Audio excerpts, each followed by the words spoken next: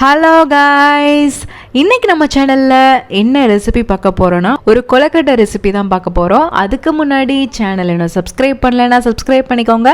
வாங்க வீடியோக்குள்ளே போகலாம். இன்றைக்கி நம்ம பார்க்க போகிற ரெசிபி என்னென்னா காரப்பிடி கொலக்கட்டை ரெசிபி தான் பார்க்க போகிறோம்.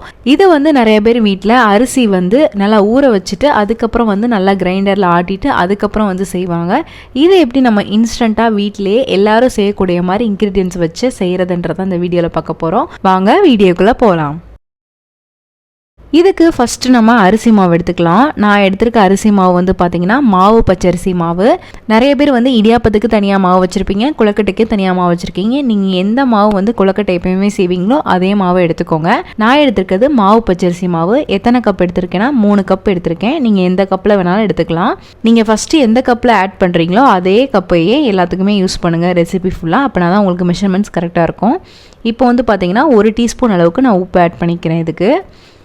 அதுக்கப்புறம் 1-2 டீஸ்பூன் அளவுக்கு நெய் ஆட் பண்ணிக்கலாம். அது உங்கள் இஷ்டம் தான். நீங்கள் நிறைய ஆட் பண்ணணுன்னாலும் ஆட் பண்ணிக்கலாம், கம்மியாக ஆட் பண்ணணுன்னாலும் ஆட் பண்ணிக்கலாம்.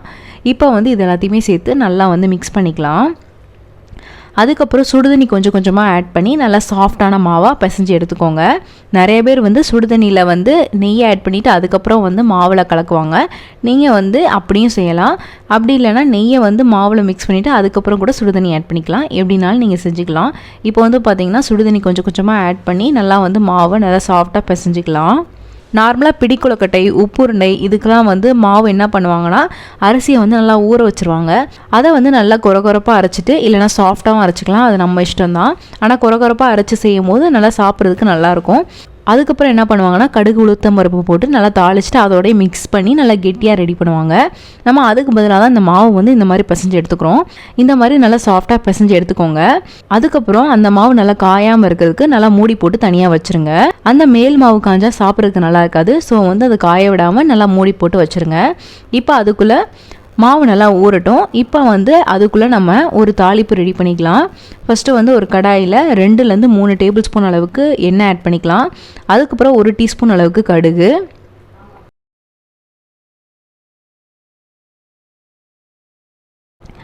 கட் பண்ணி வச்சுருக்க கருவேப்பிலை ஒரு கொத்து ஆட் பண்ணிக்கோங்க.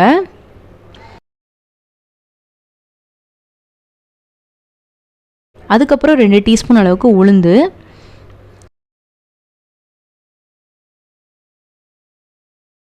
2 டீஸ்பூன் அளவுக்கு கடலைப்பருப்பு, அதுக்கப்புறம் 2 வரமிளகாயை நல்லா கிள்ளி ஆட் பண்ணியிருக்கேன். எப்போவுமே வரமிளகாயை நல்லா எந்த அளவுக்கு கிள்ளி ஆட் பண்ணணுமோ அந்த அளவுக்கு ஆட் பண்ணிக்கோங்க. அப்படின்னா தான் நல்லா எல்லா இடத்துலையும் ஸ்ப்ரெட் ஆகி நம்மளுக்கு பிடிக்கும் போது கரெக்டாக வரும்.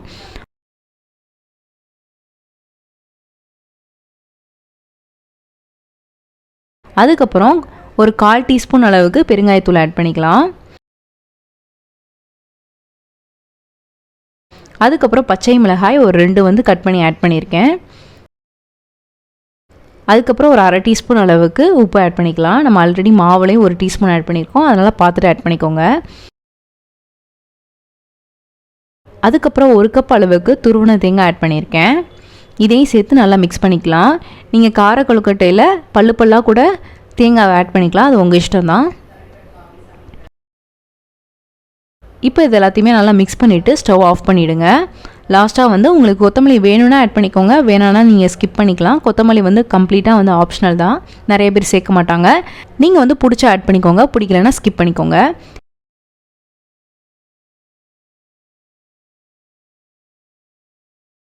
இப்போ நம்ம ரெடி பண்ணி வச்சுருக்க மாவை இந்த தாளிப்பொடியை சேர்த்து நல்லா இப்போ பிசைஞ்சு எடுத்துக்கலாம். நல்லா கம்ப்ளீட்டாக எல்லாத்தையுமே நல்லா பிசைஞ்சிக்கோங்க. அந்த தாளிப்பு ஃபுல்லாக நல்லா ஸ்ப்ரெட் ஆகி இந்த மாதிரி நல்லா ரெடி ஆகணும். இப்போ அந்த மாவு ஃபுல்லாக ரெடி ஆயிடுச்சு. நிறைய பேர் சட்டியிலே போட்டு நல்லா மாவை தண்ணியிலே ஊற வச்சு நிறைய பேர் செய்வாங்க.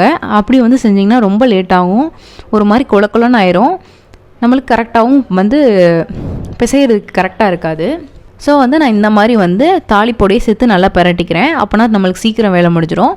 இப்போ வந்து கையில் வந்து தண்ணி இல்லைனா ஆயில் அப்ளை பண்ணிக்கோங்க. அப்ளை பண்ணிவிட்டு கொஞ்சம் கொஞ்சமாக மாவு எடுத்து இந்த மாதிரி நல்லா நீளமாக உருட்டிட்டு அதுக்கப்புறம் கையை வச்சு நல்லா அந்த மாதிரி ப்ரெஸ் பண்ணிங்கன்னா அந்த விரல் அச்சு பதிஞ்சு இந்த மாதிரி பிடி கொழுக்கட்டை அழகாக ரெடி ஆயிரும்.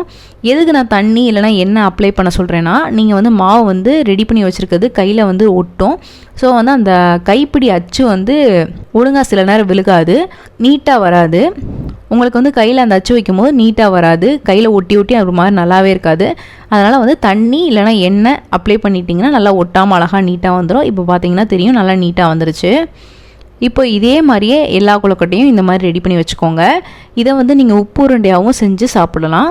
ஆனால் வந்து உப்பு உருண்டை வந்து மாவு வந்து அரைச்சி ஆட்டி செய்யும் போது நல்லா டேஸ்ட்டாக இருக்கும். இப்போ பார்த்தீங்கன்னா எல்லா கொழுக்கட்டையும் இதே மாதிரி ரெடி பண்ணி எடுத்தாச்சு. இதில் வந்து பார்த்தீங்கன்னா எத்தனை கொழுக்கட்டை வந்திருக்குன்னா ஒரு 15லேருந்து 20 கொழுக்கட்டைக்குள்ளே வந்திருக்கும் நம்மளுக்கு. நீங்கள் வந்து உருட்டுற சைஸை பொறுத்து தான் வந்து எத்தனை கொழுக்கட்டைன்றது கணக்கு வரும். நீங்கள் சின்ன சின்னதாக உருட்டினீங்கன்னா நிறைய கொழுக்கட்டை வரும், அதே நீங்கள் பெருசாக உருட்டிங்கன்னா கம்மியாக வரும்.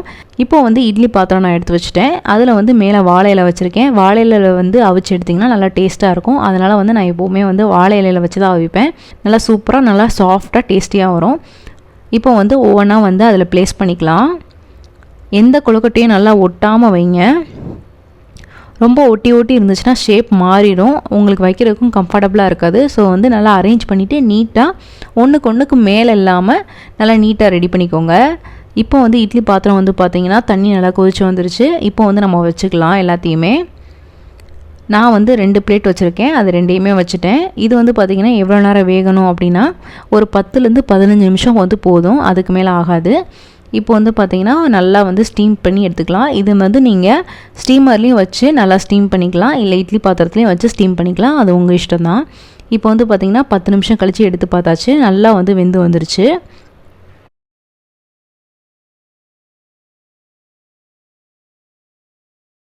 சூப்பராக ரெடி ஆயிடுச்சு. அவ்வளோதான், ரொம்பவே ஈஸியான சிம்பிளான கார பிடி கொழுக்கட்டை ரெசிபி வீட்டிலே இன்ஸ்டண்ட்டாக ரெடி ஆயிடுச்சு.